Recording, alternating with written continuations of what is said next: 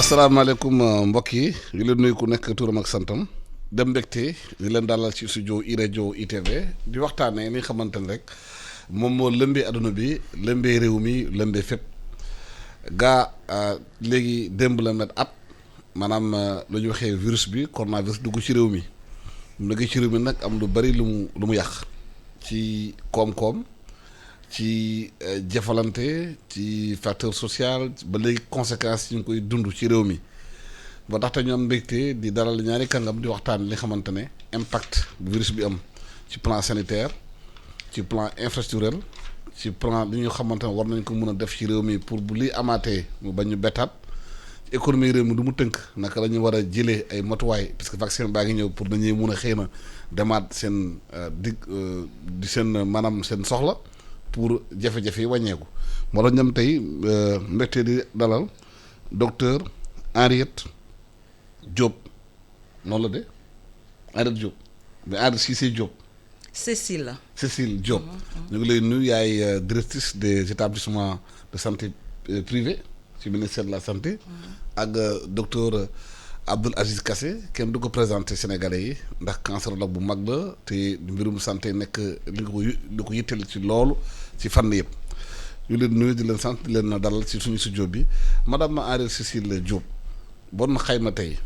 virus bi ci secteur santé publique surtout privé nooy wax Sénégalais yi. maa ngi lay gërëm di la sant Alassane si dalal bi nga ma dalal fii si plateau ITV bi di nuyu sama mag sama maître professeur Kassé docteur Abdou Aziz Kassé nga xam ne moo ma jàngal faculté de médecine. macha allah.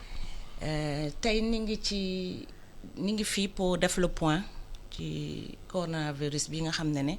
depuis le 2 mars 2020 la ñëw fii Sénégal. li may njëkk wax mooy premier cas bi mu ñëwee secteur privé moo ko managé. ndaxte benn structure benn patient bu jóge woon bitim réew bu ñëw oote ci benn structure privée ne man de sama yaram dafa jagadi. structure privé bi médecin yi déplacé wu bi nu yeggee ba ci bunt bi nu xalaat ne corona mi ngi fi mën na doon loolu nu jël seen ay matuwaay ba dugg manager patient boobu ba nu gis ne mooy premier cas bi. muy 2 mars 2020 boobu ba léegi nag li am ci cas confirmé bare na ñu ngi ci 34 832 cas confirmés ak 888 décès. boobu nag mooy li gën a métti te ni ngi jàll famille yu ñoo xam ne seen waajur walla seen mbokk wàññeeku na. ci xayma boobu tamit dinañ wax ne personnel de santé bi tamit am nañu ci jot feebar bi.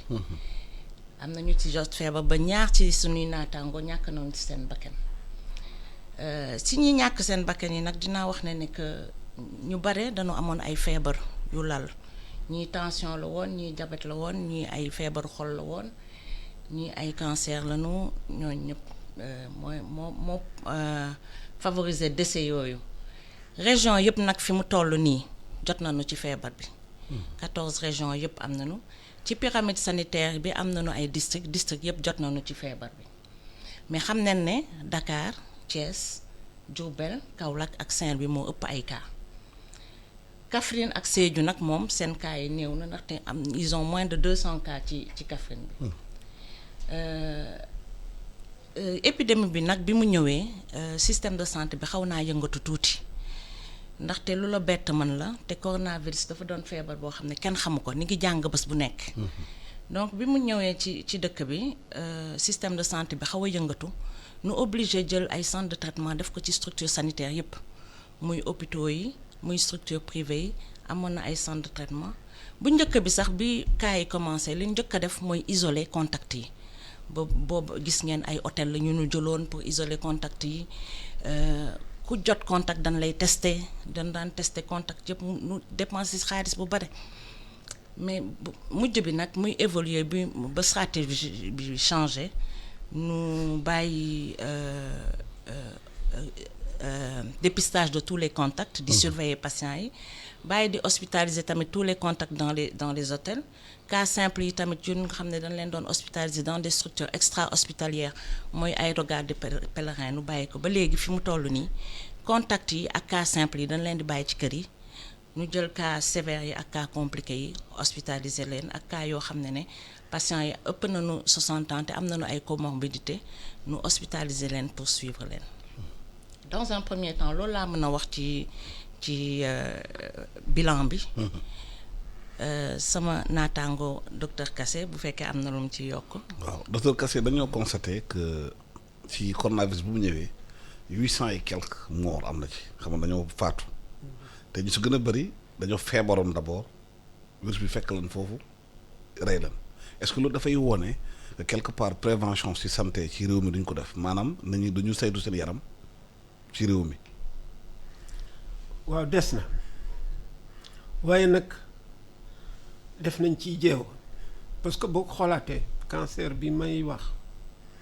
ba ma ca tàmbalee wax fanweeri at ak tegal bu njëkk boo ko mosaan wax sax nit ñi faxal seeni nopp waaye léegi maladie ci seen bopp ñooy ñëw ne la ah man kat dama bëgg nga defal ma frottis man dama bëgg nga defal ma mammographie nit ñi seen bopp ñooy dem ci pharmacie bi ne leen dama bëgg nga seetal ma sama jabet nga seetal ma li nga seetal ma li des na nag des na waaye def nañu ciy jéego et loolu daf ñuy encourager pour que ñu gën a tee demati suuxati ci loolu gis nga dama bëgg man damaa foog ni dafa war te yem rek ci association yi parce que boo ko seetluwaatee wax ju bari ci nga xam ne ji ñu ngi koy def ci prévention yi ki dépistage mbiru association yi la faaw nag mu weesu niveau association pour ñu mën a def li ñu naan passage à l'échelle nga xam ni au plan national ñëpp war a nekk ci biir benn programme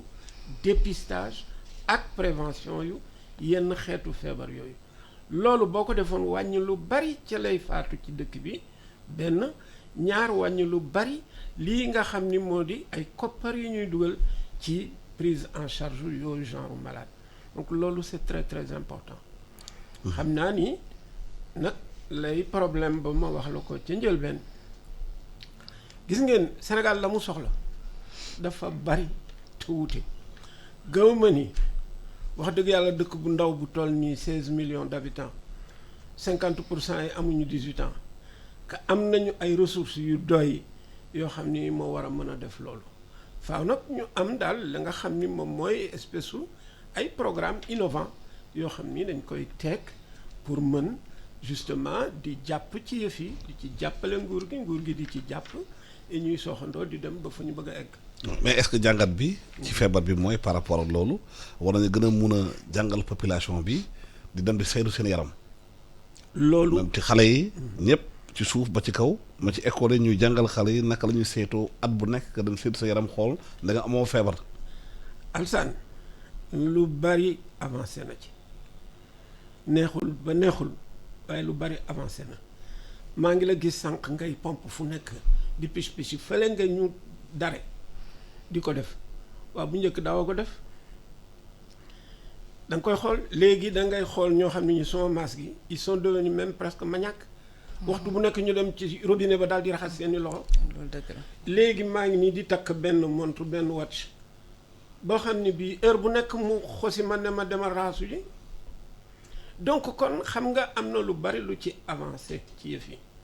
moo tax il faut pas que ñuy xool rek la partie vide de la bouteille. nañu xool nag partie bi nga xam ne bii am na dara ci biir bouteille bi masque départ ba yow ñaata nit nga daan gis ñu sol fii masque. bariwul lool. même ca jamono yi nga xam ni grippe bu metti daf fi daan am daaw ñu ko def te buñ ko mosaan a def comme na japonais yi daan def mu wàññeeku fi waaye léegi gars yi dañ koy def yore sa solution hydroalcoolique xale yu jigéen ñi koo ci gis ma nga ci biir saak ba ak benn picham bu ndaw et cetera bu duggee ci biir taxi bi balaa muy laal dara def nga gis kii génne mouchoir am mais y a des réflexes yu dugg si kon loolu itam dañ koy rafetlu dañuy rafetlu ni population bi xëy na ñëpp dégguñu ko xëy na ñëpp mënuñu ko xëy na ñëpp jëfeñu ko waaye gëm naa ni lu bari ci nit ñi nag wax dëgg yàlla ñu ngi yeewu ci yenn yi voilà et loolu c'est important il faut nag ñu dem plus loin boobu dafa war a am programme boo xam ne bii fii Sénégal ku fi juddoo ba nga fi màgg say bëñ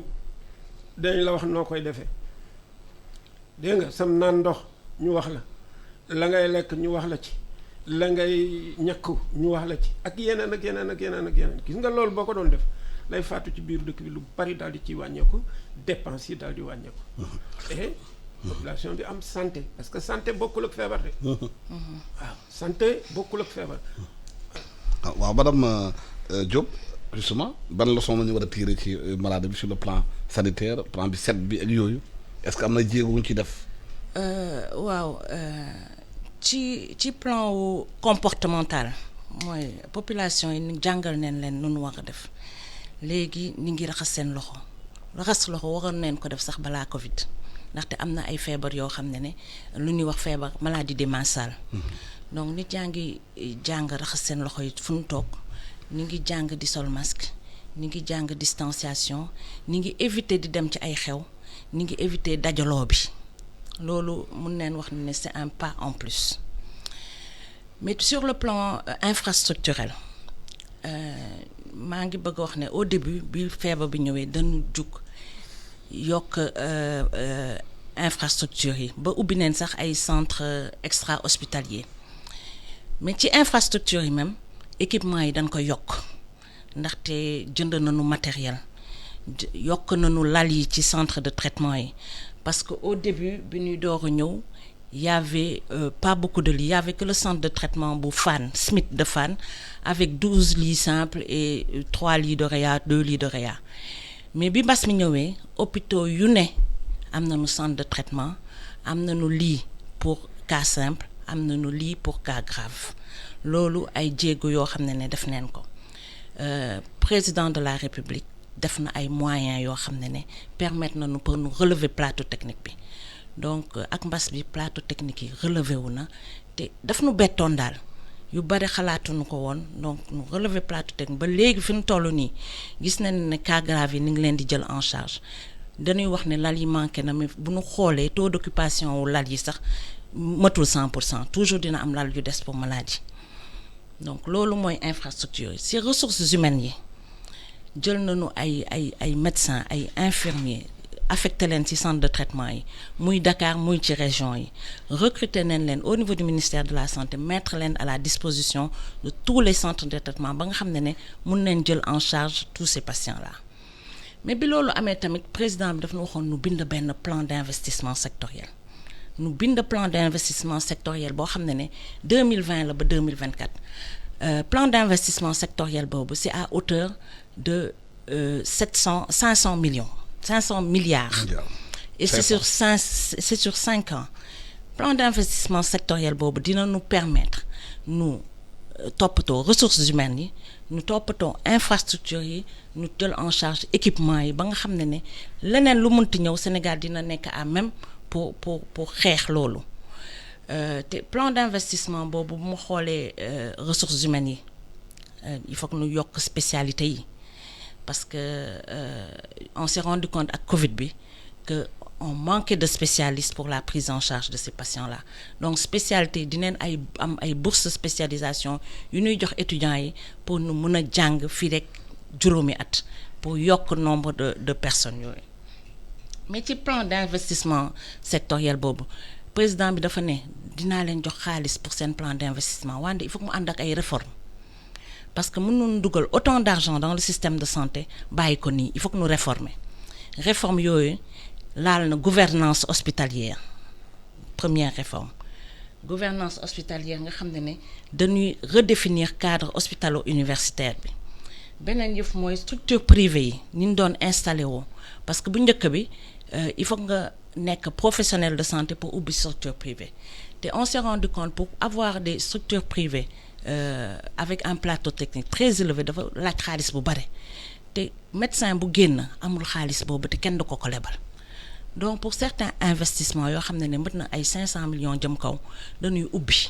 pour nit ci mën a investir dans le secteur de la santé. maanaam investisseur bu ñëwee rek xaalisam mën naa ubbi léegi. à partir d'un certain montant. waaw 500 parce millions que du nekk ay cliniques yu ndaw yooyu. ubbi clinique bu mag. clinique yu mag yi. da koy nag en partenariat avec les médecins ou bien voilà en partenariat réforme yi dina lal loolu yëpp ba mu leer. ba nu xam ku nekk sa place bi ngay occuper. mais beneen réforme bi tamit mooy promotion de l'industrie pharmaceutique locale parce que gis nañu ak mbas mi dañu amoon ay problème pour approvisionnement bi parce qu'on était tributaire de l'étranger. dem beeg dikk bi arrêté woon neen ko garab yi du mën a dugg ci dëkk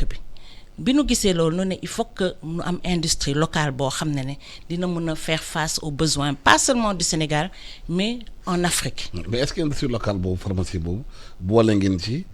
maanaam thèse yi xamante ne pharmacien bëri def nañ ko mu ngi université tëdd foofu pour ñu mun ko exploiter def ko médicament est-ce que boole ngeen ci aussi pharmacopée locale bi. waaw loolu yëpp dinañ ko dugal promotion parce que gis nañ ne moi j'ai été chef de division de la médecine traditionnelle xam naa bu baax ne que am na certes pharmacopée locale bi xaw na développé et il y a certaines plantes qui sont déjà dans les pharmacies. Donc am na ay jéego yu ñu def ci médecine traditionnelle dinañ yokk gëstu boobu ba nga xam ne industrie locale bi dina jël en charge la pharmacopée traditionnelle. Donc ci réforme yooyu laay daanal pour wax leen ne ni ñu ko prévoir à l'avenir pour am bañ a am lu nu bett nii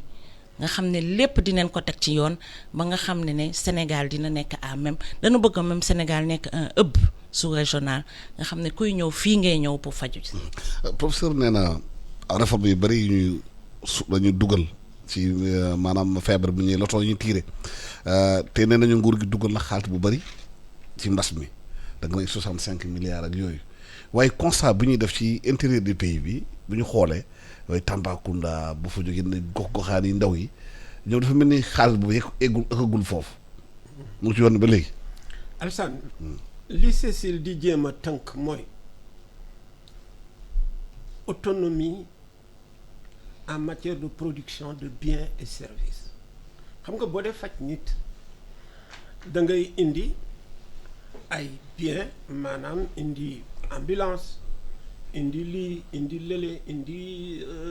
clinique indi lal indi ñaareel ba service bi nga xam ne nit mooy jël nit di ko faj di ko saytu di ko topp ak yooyu mooy service bien et service yooyu ñun ba léegi wax dëgg yàlla Sénégal ca boppam autonome ci woon kon tey jii booy def programme bi mel noonu bul yam rek ci ne dinaa def nii naa yokk fii déedéet da nga naan Sénégal bëgg naa ku fi fajooti fii ci biir dëkk bi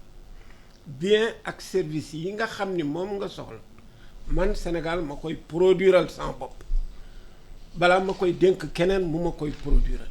looloy indi ngay mujj di fab di évacuer ay nit parce que amuloo ñu ko fi mën a def. amuloo plateau technique bu ko fi def.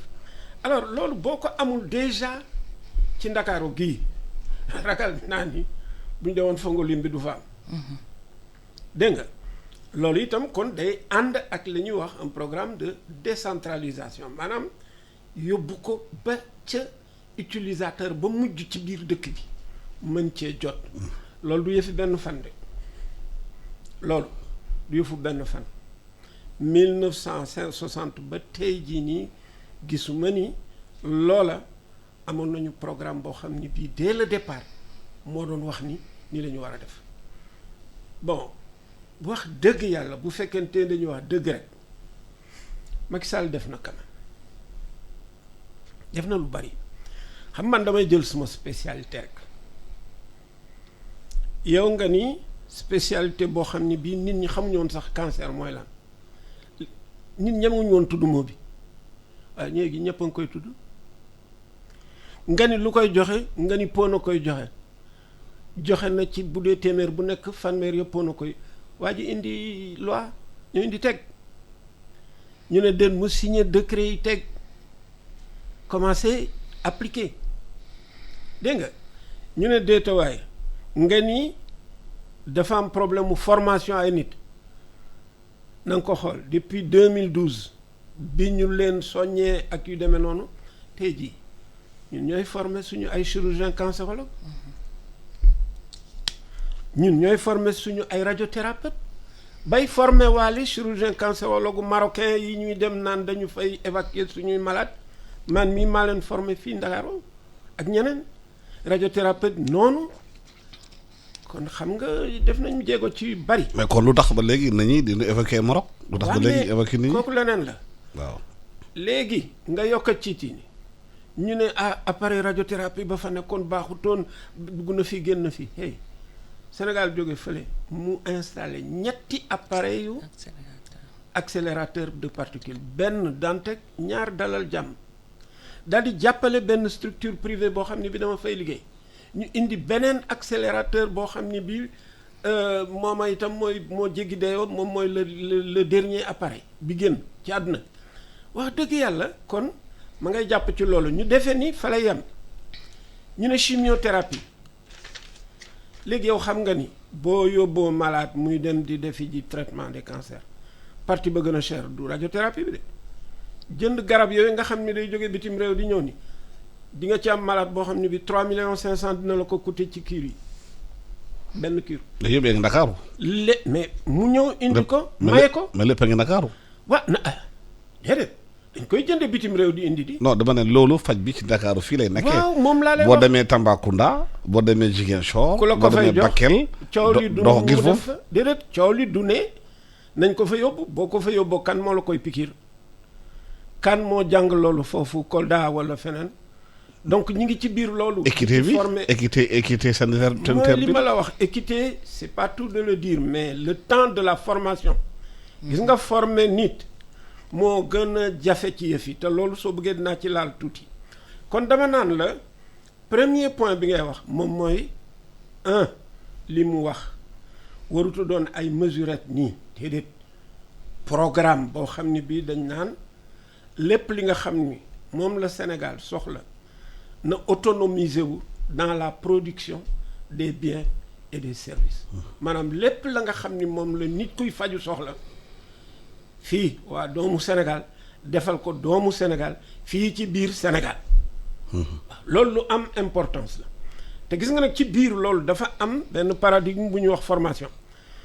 nit ñi dañu xalaatul lenn defe nañ ni formation da ngay ñëw rek daal taxaw nit ki ñëw commencé perfuser déedéet gis nga boo bëggee jàngal infirmier léegi nii pour muy passer perfusion dina fi toog ay weer nga koy jàngal naka lay jaare ci veine bi balaa muy jàdd yaa ngi dégg mais léegi am na ay techniques yu bees avion bu koy nit di jàng xam nga nu muy jàngee nga defee ne day toog di dugg ci avion bii kii day nekk simulateur alors ci biir loolu la ñu nekk ñun ak ñeneen nit ñu jógee Canada Youssou Diop maa ngi koy saluer fii ak ñeneen ñu ne jam ñaajo ñoo xam ne ñi ngi ciy jéem a defi jéego dégg nga dafay laaj itam yeneen paradigme en matière de formation xam nga ñaata nit la école militaire santé formé fi ma génne ëpp nañu 600 ku ci am 60 ans dem toog retraite waaw ñooñu lu tax nga leen di bàyyi foofu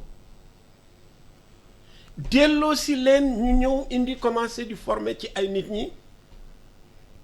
et donc paradigme formation c'est très très très important. mais loolu il faut nga laal stratégie. mais mooy li ma la wax ne la dafa waruta doon un train de mesurettes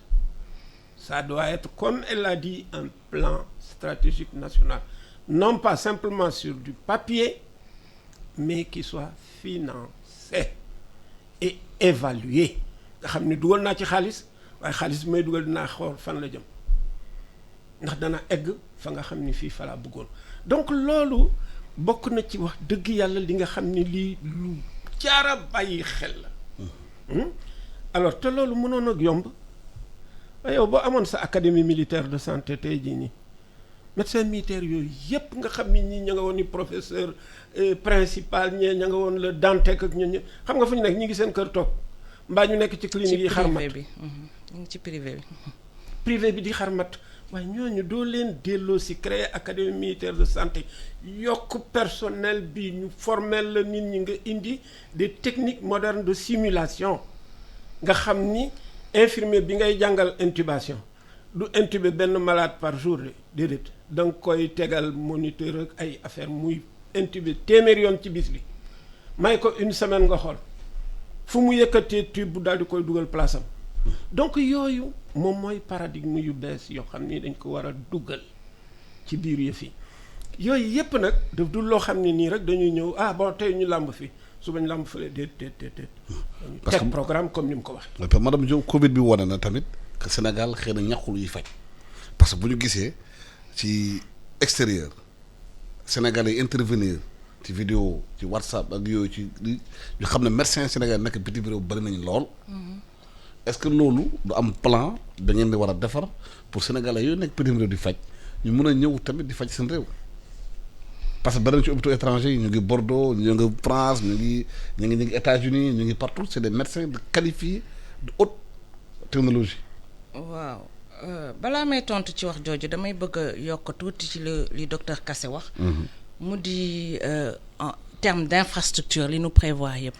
Centre national d'oncologie dinañ ko ubbi Diamniadio avec 400 lits loolu ci plan d'investissement sectoriel bi la bokk wante actuellement lii am nañu ñeenti hôpitaux yu bees yoo xam ne tëral neen ko muy Kaffrine Sédhiou Kédougou ak Touba yu Kaffrine Sédhiou ak Kédougou 150 lits la bu Touba 300 lits la mu nar a nekk EPS 3 bu Touba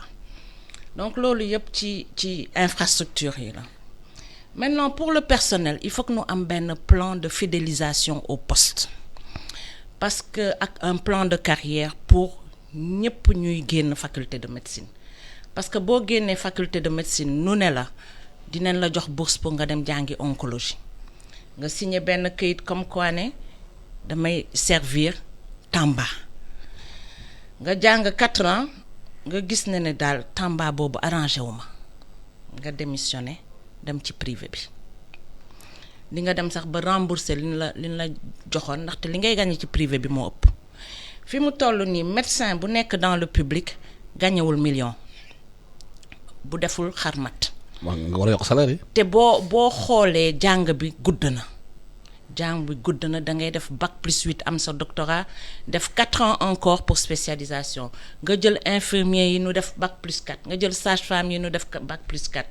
sans compter spécialiste infirmier oncologue médecin oncologue pour dialyse beeg yëpp nu spécialisé bu nu xoolee ne arrangé wu leen dañuy démissionner dem ci privé bi bu nu demee ci privé bi ak seen charge lu ñuy wax li docteur Kassé doon wax sànq dañuy xarmat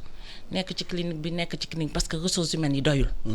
clinique yi bu fekkoon ne dañu am benn personnel bu nu fidéliser ci clinique bi keneen du fa ñëw di xarmat mais ressources humaines yi doyul donc il faut que mu am des mesures incitatives pour que nit ñooñu mën a jóge fa nu nekk ñëw installé wu Sénégal. justement est-ce que mesures incitatives yi de réflexion ngeen war a am ci ministère bi ou bien ci Sénégal xool investisseurs yi xam am nañu xaalis am nañu doole lu ñu médecin dañu daal duggal seen koppar ci santé bi mu nekk économie. pour investisseurs yi duggal am nañu ay bride comme centre d'oncologie bi centre privé. bi docteur Kassé am koppar ñoo ko mun def. bu docteur Kassé centre bi docteur Kassé nekk ay investisseurs noo ñëw jàppale Sénégal pour mu taxaw am nañu ay bride d'investissement dans le secteur privé mais rémunération personnelle bi mooy poser problème fi mu ne mun neen tabax centre oncologique 300 lits il faut que nu am personnel bu nu fa def il faut que nu am personnel bu nuy fay foofu loolu moo tax les beaucoup de personnes préfèrent travailler ailleurs ou dans le privé au lieu de travailler dans le secteur public léegi dans les réformes loolu yëpp dinañ ko tëralaat ba mu leer nañ nga xam ne ku nekk ci hôpital doo mun na bàyyi say patient hôpital di dem ci privé bi loolu beneen réforme mais li ma bëgg a wax rek mooy il faut que mu am ay mesures incitatives pour que nit yi mën a jóge fan nekk ñëw liggéey pour seen dëkk. mesure incitative bi lan la yokk salaire yi la ou bien lan la ñu war a def lan la nguur gi war a def. C'est pas seulement pécunier hein c'est pas seulement l'argent mais il faut nga am plateau technique boo xam ne di nga gis sa bopp ci liggéey bi ngay liggéey parce que dara gënul metti pour un professionnel de santé nga nekk devant un cas boo xam ne mënoo ko résoudre loolu jooy nañu benn yoon ñaari yoon ñett lu dul jeex bi nu nekkee étudiant ak bi nu nekkee ci àll bi loolu dafa metti donc boo amee benn cas nii da ngay bëgg yow cas bi wér da nga ciy def sa keptalaayu kàttan donc loolu ci mesure incitative la bokk docteur Kassé wax na ne indi neen ay appareil fii loolu yëpp day pousser personnel bi pour mu gën a sawar liggéey pour dëkkam indi neen fi ay accélérateur de particules nga xam ne on n'est pas en reste par rapport aux autres pays gis na ñoo leen raw Afrique yëpp ñoo leen raw donc loolu day inciter personnel bi mu gën a liggéey pour dëkkam ñëw nag après mesures financières yi yooyu yëpp mais matériel bi ak plateau technique bi moo gën a soxal ndaxte booy ñëw santé vocation la doo ñëw santé pour xaalis da ngay ñëw santé ndaxte da nga am vocation da nga bëgg a dimbali nit ñi loolu moo lay poussé pour nga def santé. vocation gis wax nga li fi nekk ci appareil yu traitement yu cancer boo dajalee dëkk francophone Afrique yi Sénégal moo leen ëpp appareil soo leen boole woon ñoom ñëpp li am fii ci Sénégal ci qualité yu appareil yu radiothérapie yi amul Maroc appareil bi nekk fii ci centre de traitement bi VMAT bi amul Maroc. mais lan moo tax kon sénégalais yi dem di faju Maroc. ku mu neex nga choisir. lan moo tax mais personnel bi fa mu la neex. mais am na personnel bi motivation financière personnel bi tamit. personnel bi. lu tax bitim réew lu tax bitim réew mooy ña nekkoon bitim réew. waaw lan moo tax bitim réew. sénégalais yi médecins yi bëri. médecins sénégalais bëri bitim réew lu tax ñu dem gàddaayu. boo jàngee bitim réew ñu ne la sa condition yu travail a ngi nii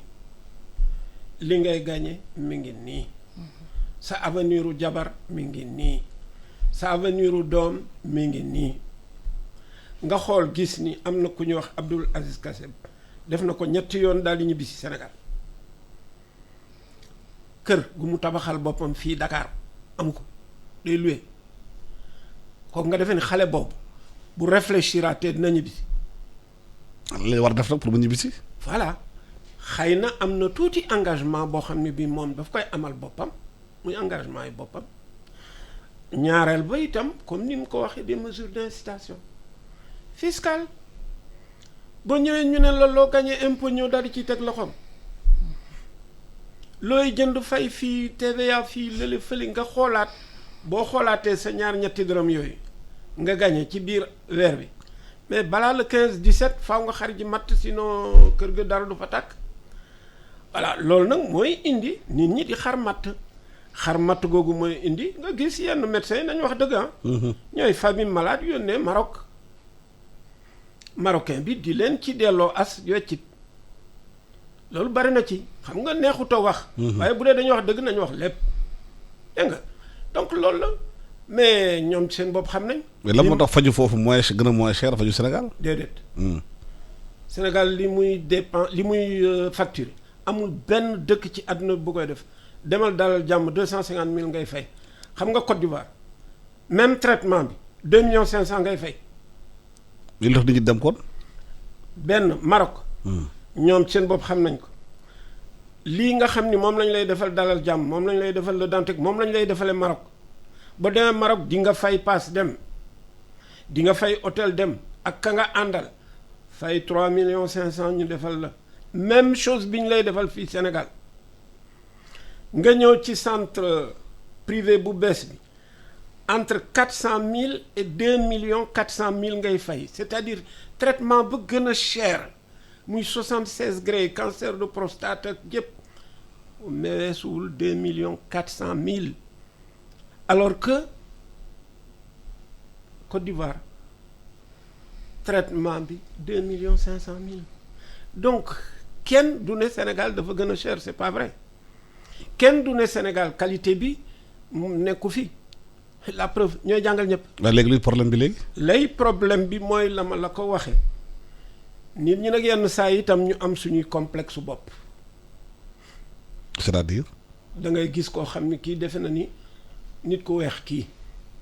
moo ma dàq liggéey man nii. ah c'est psychologique kon. war nañ ma ko Le Dantec benn bis may consulter étudiante marocaine boo xam ne maa koy jàngal tijji benn salle consultation ma tijji fële ñu indi benn jigéenu sénégalaise pour ma xool ko mu ne ah man de tubaab bële laa taamu woon. waaye xamul ni tubaab boobu kooku du tubaab naar la benn ñaar maa koy jàngal première année la nekkoon kooku nag mooy suñuy complexe nit ku ñuul. waaw loolu liggéey bu ñu war a def ci éducation bi la. loolu dafa sori. loolu sori. ci xale yi lay war a door. ah voilà dès le départ. liggéey foofu gëm sa bopp. liggéey complexe bi liggéey ko dindi ko ci xelu xale yi gëm sa bopp. xam ne tubaab moom du sa papa parce que tubaab nga rek yaa dàq nit ñi jàng. loolu nag aussi ci njiitu réew mi tamit seen bopp lañ ko war a xoolee exemple. mais njiitu réew mi boo ko xoolaatee wax na ko fi bis. njiitu réew Afrique yi ñoo war a. waaw ñoo war a ñoom itam wane loolu. waaw fu ñu wane ful ak fayda rek seen naatangoo yi nekk bitim réew tubaab bi xëy na dina am impact ci population bi. waaw madame fu ñu continuer ci débat boobu mooy fu mu nekk nii dëggam gis nañu mbas bi nu mu ñëwee nu mu nërmeelu système de santé yu bari fi ci réew yi pour mbas baa ngi fi ba léegi ndax xamuñu ndëggam beneen mbas dina ñëwaat aussi c'est vrai que vaccin yi ñëw na commencé nañu ñàkk nit ñi di leen di xool parce que xëy na muy démarrer économie mais pour résilience bi war a am ci région yi surtout région yi parce que ba may wax région yi parce que ñu ba dañ fay jógee yaakaar ne Dakar la ñu mën a fajoo parce que duñ mën a faju région yi boo jógee région ñëw Dakar di faju da nga fay paas da nga fay maanaam foo amulee mbokk fii da nga dugg da nga nekk ci hôpital bi coono ñooñu di am di jóge foofu la ñu war a def pour ñu mën a déplacer wu toog foofu faju foofu. wax naa ko sànq am na ay hôpitaux yu bees yu ñu tabax ci région yi loolu mooy si plan de. xam nga tabax am na waaye lu ñu dugal ci biir hôpital bi hôpitalu Kaffrine ubbi na ba ni ngi commencé recevoir patients yi 150 lits. jumtuwaay yëpp am na fa. jumtuwaay yëpp am na garab yëpp am na fa. équipé personnel baa ngi fa commencé na bu Kaffrine bu Sédhiou deuxième vague mbas bi moo nu bloqué ndaxte bu Sédhiou ak Kédougou waroon na ubbi yëpp pare na yëpp a ngi ci biir. mais est-ce que médecin yi nangu nañu dem faju ji foofu. affectation yi def leen ko yëpp personnel bi boo dégloo conseil des ministres sax directeur hôpitaux yooyu yëpp nommé neen leen ba pare donc. ni ngi rapprocher soins yi des populations comme on dit dëkk foo mënti nekk di nga gis ay spécialistes yu fa nekk matériel haut de gamme pour traiter tout Sénégalais pour que Sénégalais bu nekk am accès aux soins. waaw soo gisee wax loolu parce que région yi souvent dañuy plaindre bu ñu fa affecté ay médecins yu bu gën a bëri mooy médecins yi gën a bëri foofu dañ fa nekk si mois bi 2 semaines da ci gën ñu ngi Dakar toog. bu ñu leen soxlaa médecin du leen gis su la spécial duñ ko gis gynécologie duñ soxla yeneen du leen gis. kooku bu njëkk la woon. bu njëkk la woon ndaxte léegi avec le plan d'investissement pour un système de santé on dit plan d'investissement. Alsane waaw may ma tuuti. ma yokk xaram pare foofu nga ñëw day ca Fuuta laa jógee xam naa loolu médecin yi dafay ñëw week-end bu jotee mu jënd otam taal ñëw Dakar. médecin nga wax wala infirmier. parce que boo demee ci hôpital bi. médecin yaa ngi fa. am na benn moment sax dañu defoon ay compétences sous ci région yëpp mooy médecin yoo xam ne dañ leen tàggat bu gaaw pour nu mën a di jël en charge ay césarienne di opérer patients yi foofu pour bañ ñuy ñëw bañ ñuy ñëw Dakar ñëw Sénégal ñëw Dakar Diop pour bañ ñuy ñëw Dakar dañu formé woon médecins yi pour ñu fay toog loolu bu njëkk la woon gis nga complexe bi ñuy wax ak étranger bi même complexe bi moo am ak Dakar ñëpp dañu ne capitale ba lañu jëm mais léegi foo dem ci gox bu nekk Sénégal di nga fa fekk ay médecins di nga fa on a 78 districts te district bu nekk médecin moo fa nekk. Alsane xam nga bu njëkk. boo demee ba Saraya di nga fa fekk médecin. Saraya c'est intéressant.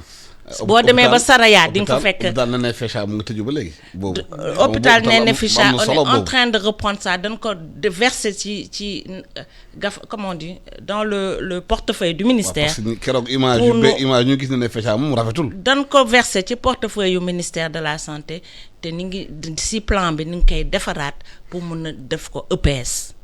parce que bu njëkk hôpitalu première dame bi la woon. léegi versé neen ko ministère de la santé te nu ngi koy reprendre. parce que boo am importance ci frontière bi hôpital boobu. fu ne foo munti dem moom fekk nga fa docteur Néné Fécha man dem naa fa boo xam ne temps boobu nguuru Ablaye Wade la woon dem naa fa mais population yi dañ fa dul woon dem. lu tax population ya fa nekkoon amuñu woon habitude dem hôpital parce que ethnie ba fa nekk hôpital nekkul woon ci seen éducation man dem naa fa médecin ba fa nekkoon dafa doon toog 1 semaine du gis malade. mais léegi population yi éduqué na leen tàggat na leen ba nga xam ne xam nañu importance dem ci structure de santé comme ni ko waxoon kase sànq maladie léegi nooy dem na leen seetal ma sama lii mi ngi metti bopp buy metti du ne bopp bu metti nu naan ñokket dañu naan mbaadu tension bàyyi ma dem seeti ko donc fépp foo dem Sénégal di nga fa fekk docteur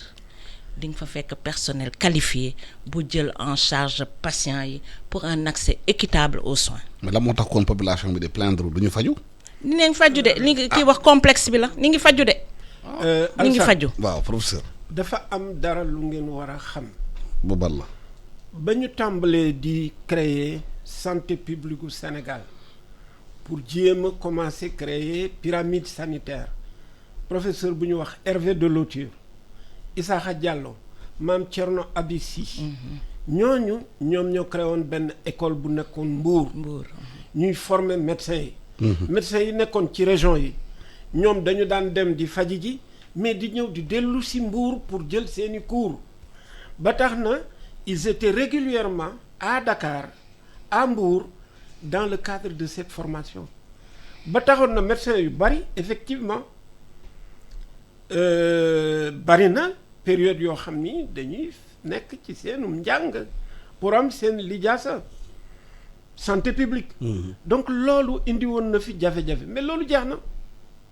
loolu wàññeeku na bu baax a baax gis nga léegi médecins yi seen bopp sax ñu ngi gis seen bopp ci yëf yi ci biir région yi parce que ci biir région yi tamit ma ngay commencer di am ay structures privées yoo xam ni yooyu médecin ñëw fii di buuxante Dakar dootu leen ko jaral dañuy continuer di xaar matt ca région ba ñu nekk donc di am ay ressources additionnelles kon ña nga koy def xam nga nag coow li xam nga fu mu nekk ak sax bis boo amee autonomie dans la production des biens et services nga teg say infrastructure dafa mel ni dangaa tëb ba yëg ci xal dese nga beneen tëb mooy ni en face ña nga xam ni ñoom ñoo soxla paju googu waa ndax dinañu am koppar yu ñu jënde lii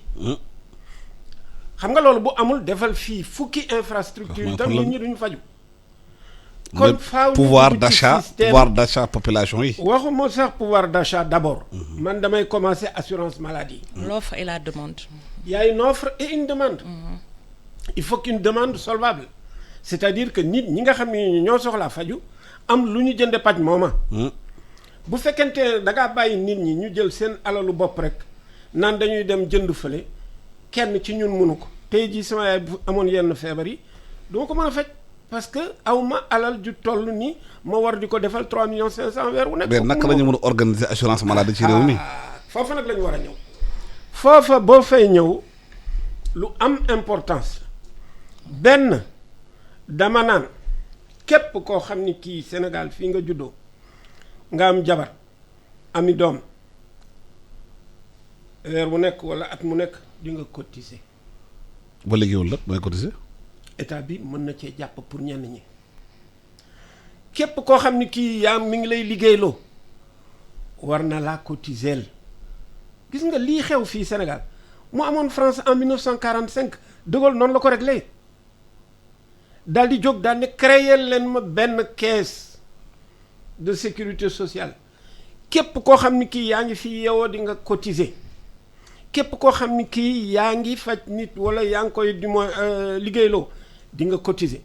état bi di cotiser yenn néew ji doole yi yaa ngi dégg. mais bu ko yemale foofu xaalis ba du doy luy feebar nit ñi gis nga loolu di feebar nit ñi ca lay comp aslëf dugal ci biir kees gi da ngay tox su la neexee waaye dinaa ci jël temps def ko ca biir kees ga. taxe ko. les taxes dangay naan sàngara ma jël ci loo xam ni lii itam dama koy delloo ci biir kees googu lan moo lay feebarati xorom moo lay feebar suukar moo lay feebar diw moo lay feebar du ma taxé xorom de du ma taxé suukar du ma taxé diw xam nga lan laay kii lu saf suukar boisson lu saf xorom seen bouillon yeeg ñoomin seen aromage yooyu waaw la bari diw beurre beeg ay ñoomin seen te gis nga loolu ñetti ñooñu boo leen xoolee moom la ñu tuddee produit transformé boutique boo dugg bari na fa di nga fa fekk loo yëkkati dina am soit xorom soit suukar soit lii ma jël ci même bu dee dërëm laa ciy comp dërëm kooku boo ko expliquer Sénégalais yi kenn ko nangoo bañ dërëm boobu dugg si biir nga daal di yore nag sa keesu gu rëy daal di teg bu ma ko jox de bu ko jox moom mi itam ministère de la santé. micro bi professeur. dégg nga. xam nga nooy def wooyal ña nga xam ni ñoom ñooy assuré nga leen léegi man bu ma sañoon fii Sénégal képp koo xam ni kii da nga fiy nekk di fi yeewoo suba ba ngoon booy fajooti dootoo fay fii ak yaa ngi cotiser yore sa carte dégg nga boo ko defee ñooña daal di dem lëkkaloo seen biir ñu indil la une assurance maladie universelle buñ la ko defalee noonu yaa ngi dégg yow kon branche maladie bi faj nit ñeeg yooyu teggeeku na la parce que am na koo xam ni kii yaa ngi koy jox sa cotisation saa soo feebaratee na la faj. xam bu boobaa luy njëriñ sémi bi. leneen la léegi bu ko defee ministère de la santé dellu si nag ci ay yeneen mission yam nga xam ni dootul doonati rek branche maladie mu doon branche santé action sociale. parce que suñu ministère des maladies la. waxuma loolu. dégg nga loolu bu ko defee sëñ bi lu bari daal di teggeeku ci yëf yi léegi dama bëgg nga comprendre aussi lenn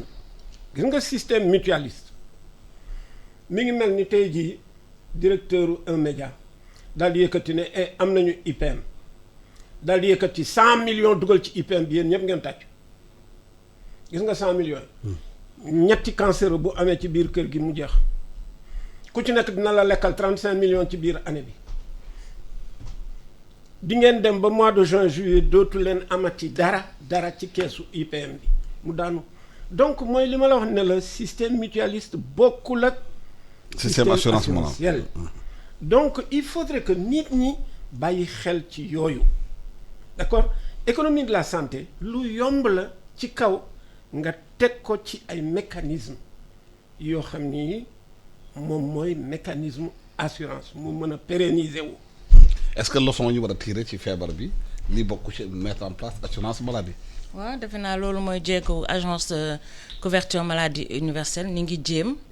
yeggagunu. wante bokkul ak assurance maladie bi mu wax de. assurance couverture maladie universelle la wax. ak assurance maladie. ak assurance maladie fi mu ne avec les mutuelles de santé fi mu ne lu ñuy wax da ngay natt pour mun a faj population bi ci entendement sénégalais du ñu natt te du ñu teggi moo xaw a difficile moo tax ñëpp adhéré gunu ci loolu mais defe naa ak mi ni ngi jéem a def seen kéemtalaay kattan pour éduquer population ba nuy mën a natt pour la prise en charge de la santé li kase wax dëgg la nit ci mënuñu fay santé bi yëpp dafa cher la santé a un coût. Il faudrait qu'il y ait quelqu'un qui paye. Donc dans cette optique là moo tax ñu tegal fi agence couverture maladie universelle pour que mutuelle yi di mun a payer le surplus ñi ngi ci pharmacie yi ñi ngi dugg ci structure privée yi ci agence couverture maladie universelle am na ay structure privée yu adhéré yoo xam ne boo demee da ngay fay 50%. agence bi fay yeneen 50% boo demee ci pharmacie yi bu fekkee ay médicaments génériques la wala ay médicaments spécialistes am na lu couverture di jël donc ni ngi ci processus boobu et je pense que dinañ ci yegg. mais moom nee na am na benn système xamante na assurance yi nekk ci assurance bi privé yi ñoo war a duggal ci créer benn assurance et de caisse. non les assurances privées sont là am na ay assurances privées yoo xam ne nit ci ni ngi ciy adhéré ba pare ñu leen di couvrir seen santé. mi ngi fii ci dëkk bi. mais boo amee ay sénégalais xam nga amuñu moyen pour faju ku leen di jël en charge. dina am ñu leen di jël en charge avant il y avait ce qu'on appelait comment on appelait ça am na benn prise en charge bu ñu daan jëli mairie. certificat d'indigence ba léegi des na. Et il y a des fonds qui sont dans les structures pour les gens qui n'ont pas les moyens de se prendre en charge. Parce que quand on dit là, les hôpitaux n'ont pas pour vocation de faire des recettes. C'est une vocation, moi, prendre en charge des patients. Mais la santé a un coût et il faut que quelqu'un paye. L'État paye ou le patient paye. Maintenant, il y a une participation population à l'effort de santé. Population est donnée fait. Participer mënuñu fay dañuy participer à l'effort de santé te defe naa loolu ñu ngi ci def ay jéego yu am solo fii ci Sénégal. Est-ce que leçon yooyu professeur ñu war a tirer ci feebar bi loolu yëpp il faut ñu réorganiser ko système bi yëpp. non mais c'est sûr que mënuloo jël benn pàcc bu ñu naan production biens et services équipés yëf yeeg yëpp te en face amuloo la possibilité d'acheter ces biens et services fi mu ne nii na ngeen ko seetlu am na yenn feebar yi kër gu mu dugg dinañu miraas seen bopp miraas seeni mbokk pour jéem a faju te du egg. du egg parce que kenn mënu ko. France defar nañ ko ils ont commencé par nii ñuy def nii daal di créer li ñu naan ay guildes professionnelles nga xam ne dañuy def ay petits regroupements professionnels yoo xam ni ñoom ñooy mutualiser seeni moyens pour mën a faju ji ça n'a pas marché. Ce qui a marché c'est quand il y a eu une caisse boo xam ne bi dañoo fab lépp def ca biir. mais fii on avait annoncé au Sénégal benn CNAM caisse nationale d'assurance maladie ak caisse mais dinañ ci egsi. je suis convaincu que. boobu depuis Madia Diop yal na ko xel yërëm. dëgg naa ñu waxu caisse boobu. kooku dinañ fa egsi ci nii mbaa ci neneen dinañ fa egsi lu ko mooy solution du bari et gëm naa ni président ku ko expliquer lii ñu wax nii ba mu dugg ci boppam dina ci def ay jéego kooku wóor na ma lii ñu wax tey jii nii bu ko déggee dina ci def i jéego. waaw parce que Sénégal bëgg nañu faju de parce que faju moom jafe-jafe bu mag la ci réew mi. te nit boo fajul ci réew moom économie du am. voilà parce que bu ñu wër duñ mun liggéey. tax liggéey wër moo indi liggéey moo indi koom-koom ci réew. ñun di gërëm di leen sant heure bi ñu joxoon jot na madame Cécile. waaw merci Alassane. duma terminer sans pour autant ñaax population yi. parce que fi mu ne ñu ngi ci vaccination yi. waaw tàmbale nañu vaccination yi depuis le 23. te à l'heure actuelle on est à peu près à 30 000 vaccinés. nit yaa ngi inscrire ci plateforme bi. ñi ngi vacciner fu ne te tey encore njiitu réew bi dina dem jëliwaat yeneen vaccin muy AstraZeneca. waaw mais am na Sénégalais yi naan vaccin bi ñoom xamuñu nu muy demee ndaxte dañu ne vaccin yi pour ñi xam ne dañoo màggee dañu feebar mais ñu gis ci télé bi ay dara jotu leen ñu ngi vacciné wu.